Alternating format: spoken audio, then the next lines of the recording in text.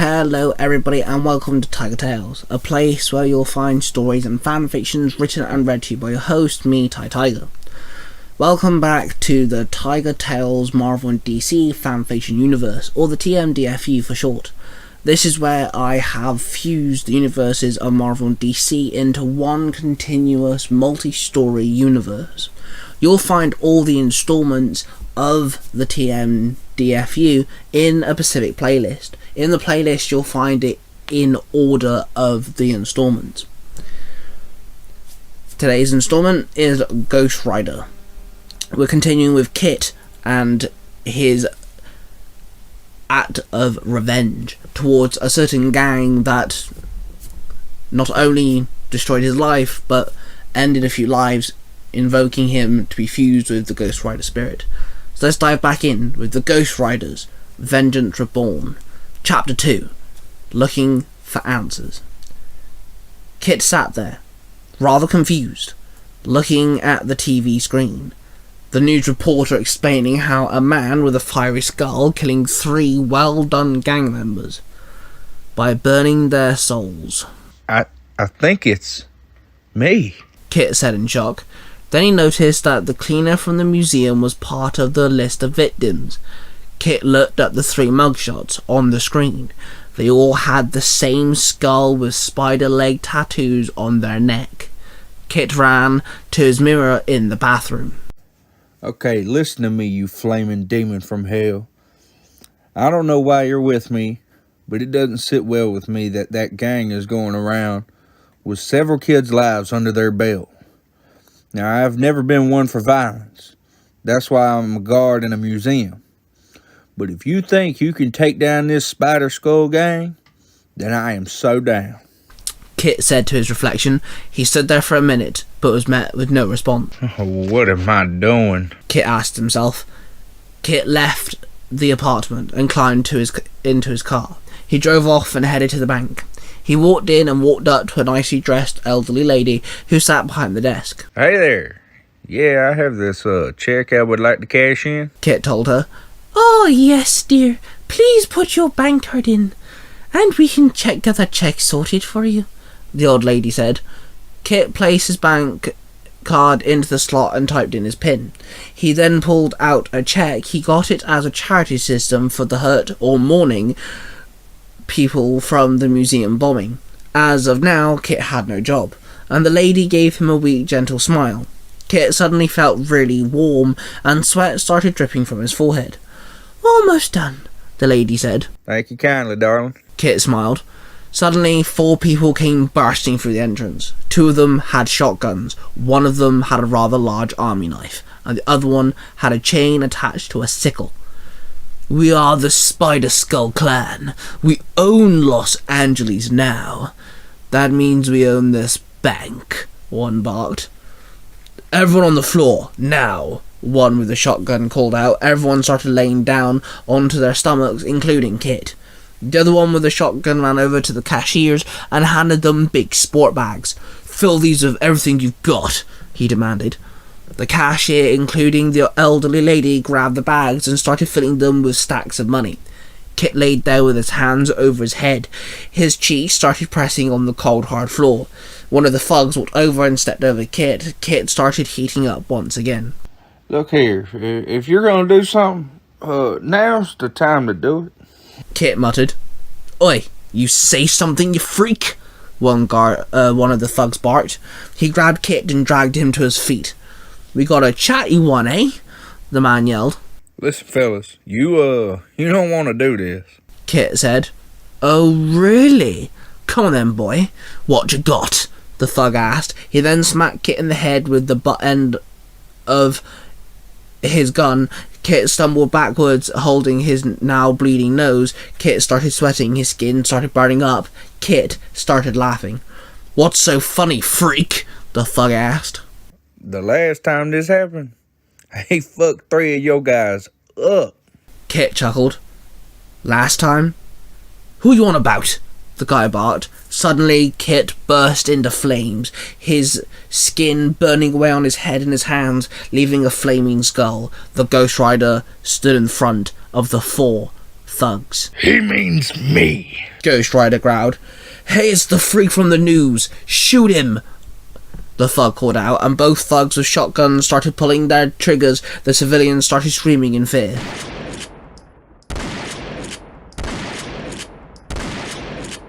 if you're done, I would like to return the favor. Ghost Rider growled. He then bolted over and booted one of the thugs, making him flying back, smashing into the wall. The sound of his spine breaking echoed through the room. Then he ran over to one of the wielding a shotgun. He grabbed onto the shotgun and lifted up the gun, firing to the ceiling. Then he pulled the gun out the thug's hand and swung it, smacking the thug over the head with the end of the gun, knocking him to his feet. Then he aimed the shotgun and pulled the trigger, killing the one with the knife. Then the last one threw his sickle at him. The Ghost Rider caught it, and suddenly the chain started glowing red. The man screamed in pain as his skin on his hands started melting. Ghost Rider pulled the burning chain, and the man came flying towards him. He dropped the shotgun and caught the thug. Look into my eyes and pay for your sins, Ghost Rider said. Then the man dropped to the floor, covering his ears, screaming. Ghost Rider wrapped the chain around his arm and picked up the sickle. He then walked out of the building and got into his car. The car set ablaze, the wheels burning now, and Ghost Rider sat there as he drove off, leaving a small dual line of flaming trail behind it. Ghost Rider flew down the city, the trail following suit. Ghost Rider then stopped the car and climbed out. He walked over to the police station and walked up to a police officer who stood outside smoking a cigarette. Whoa, I don't want any trouble, the officer said. Silence. Now listen. I need the names of the Spider Skull Gang. Meet my host by the pier at noon tomorrow. I want those names, Ghost Rider demanded. Okay, yeah, sure, the officer said awkwardly. Then Ghost Rider climbed back into his car and drove off.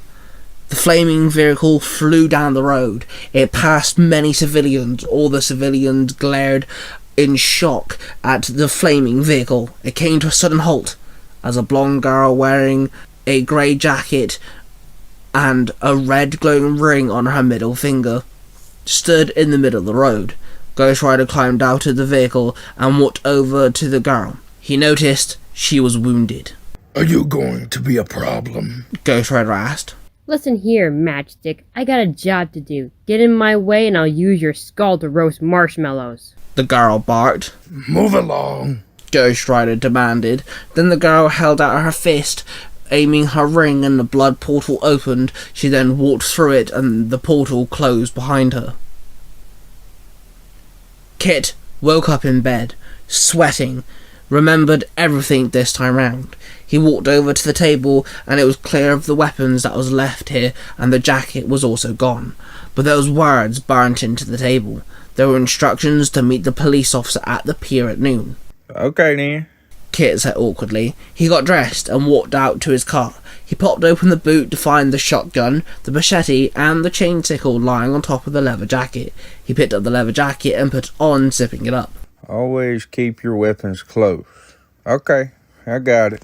Kit muttered. Then he closed the boot and climbed into his car. He drove to the pier and parked up and could see the police officer. He wasn't wearing his uniform now. He must have been off duty, Kit assumed, by this point, but Kit could remember him from the Ghost Rider's memories. He was 6 foot, built with muscles, and had a short mousy brown hairstyle that hung over his eyes. Kit climbed out of the car and walked over to the officer. You must be the host, the officer said. You can call me Kit, officer. Kit replied. Nice to meet you. Name's Harris, the officer said. Do you have something for me? Kit asked. Oh, yeah, here, Harris said, giving him a piece of paper with all the information the police had on the Spider Skull Gang. Look, I don't mind helping you, but if word gets out that I'm helping the Ghost Rider, I might actually be kicked off of the force, Harris explained. Don't you worry. I won't tell a soul. Kit replied as he read over the notes. Where the hell did these fuckers come from? Kit asked. They were low-rivaled gangs, and then a couple months ago they got a new leader. Since they, owned the streets, the bombing at the museum was one of many. The bank heist yesterday was just a third one they hit this month. Police won't do anything about it, though, Harris explained. Okay, look, take this. It's my cell. If you get more information, call me. Kit told him and handed him a piece of paper with his number on it. Alright, will do, Harris replied. Then Kit turned around and started to walk away. Hey, Kit, Harris called out. Kit turned around to face Harris once more. When the rider bursts forth and everything, does it hurt? Harris asked. Like hell. Kit replied. Then he walked up to his car and climbed in. He drove off and headed back to his apartment. Mr. Pocket and Lucifer Morningstar sat in a limo parked opposite end of the car park as Kit drove away. So, that's your, Ghost Rider host, huh? Mr. Pocket asked. Hey look, you told me to find a host. I found someone that not many people are gonna miss if he dies, but decent enough to make a decent amount of impact. Lucifer grinned. That I did, and you did a good job. What about the other Ghost Riders? You know there's more, right? Mr. Pocket asked. Yes, I know. In due time, Pocket, don't worry. I know what both are into the bargain. You make sure that I, stay intact, and, I get you Ghost Riders. Lucifer grinned. Yes, Morningstar, but don't forget that with the universes colliding, there's now more spirits of vengeance. More spirits, more Ghost Riders. Mr. Pocket sighed. Hey, Pocket, calm down. Let me pour you a martini. It's okay. Promise you I've got this. Morningstar grinned.